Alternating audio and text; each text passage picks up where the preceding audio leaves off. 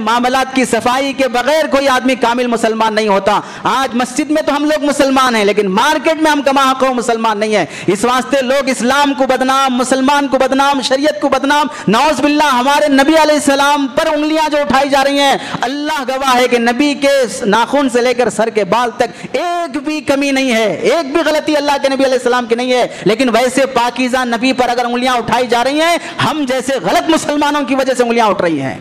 ہمیں ان کا آئیڈیال اور نمونہ جیسا بن کے رہنا چاہیے تھا ویسا نہیں بن سکے, جس کی وجہ سے آج کے غلط مسلمانوں کی وجہ سے اسلام بدنام ہو رہا ہے. یاد رکھو, جب بھی اگر کہیں بھی ہار جیت کی بات آئے گی, وہاں پر مسلمان ہارے گا, اسلام نہیں ہارے گا.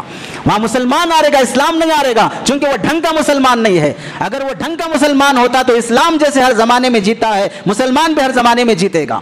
اس لیے اپنے معاملات کو صاف رکھو. ایک حرام تو وہ ہے سود, رشوت, چوری, اسے سب لوگ حرام سمجھتے ہیں. ایسے حرام خوروں کو سب لوگ حرامی بھی کہتے ہیں. لیکن دوسرا حرام وہ ہے جو ہمارے معاملات میں گھس آیا اور اسے ہم حرام بھی نہیں سمجھتے, اسے ہم حرام بھی نہیں سمجھتے. دھوکے کی کمائی, جھوٹ بول کے کمائی, وقت پہ نہیں دینے کی کمائی, سیلری اور تنخواہ اور کرایہ سب حق والے کو حق نہیں دینے کی کمائیاں, یہ ساری وہ حرام کاریاں جو ہماری زندگی میں آئی ہیں. اور آج وہ برکت حاصل کرنے کے لیے 24 گھنٹے کولو کے بیل کی طرح کما کر بھی گھر میں وہ برکت نہیں ہے جو پرانے زمانے میں کھیت کھلیان میں جا کر باپ دادا کماتے تھے.